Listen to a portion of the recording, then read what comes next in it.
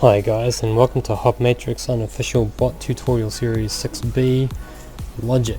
We've done the if statements, so we're going to do the not, true, test, null and operators.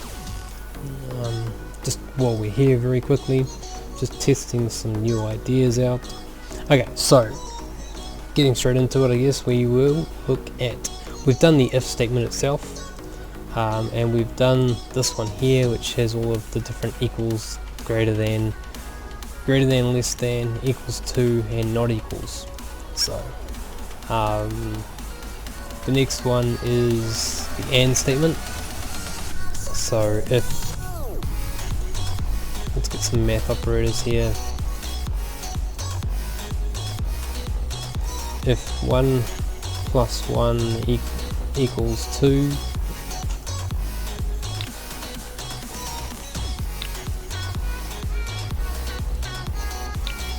and something else happens, then it will do something else. So, and does it need multiple conditions to all be true at the same time? The other way of doing this, which becomes, if you've got lots of and statements, that can get quite hard to read, and all nested inside each other. So the other way that you can do this is to nest if statements. So if this equals true,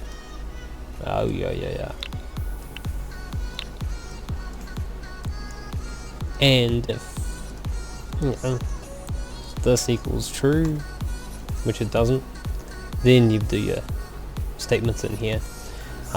This can just be a little bit easier to read, and it's a little bit lighter on the computer resources when it's doing its maths as well. However, this can get quite big if you're doing lots of nested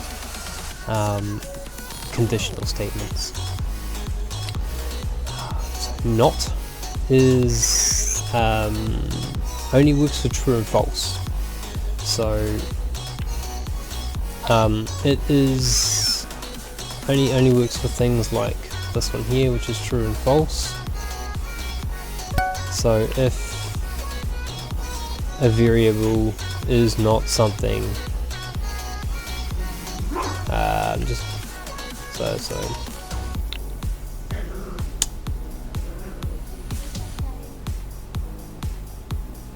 if something is not, for example, or if something is not equal this, so if this is not equal, and you have another statement over here which is a variable,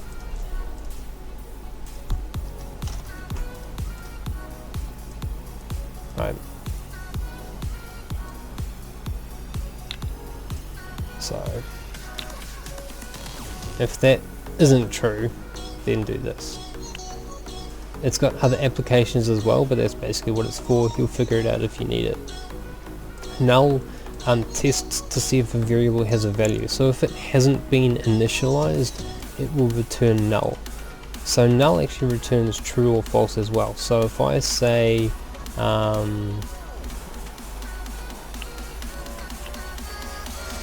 if my variable equals null, that means that my variable hasn't been initialized.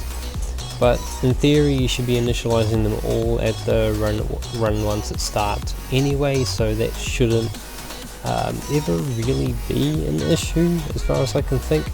And the test if true or false, what I've done is I have an example over here to show a good example of how it works. So set my stake to initial stake times, and then it tests over here. I've got like tests for my trend direction.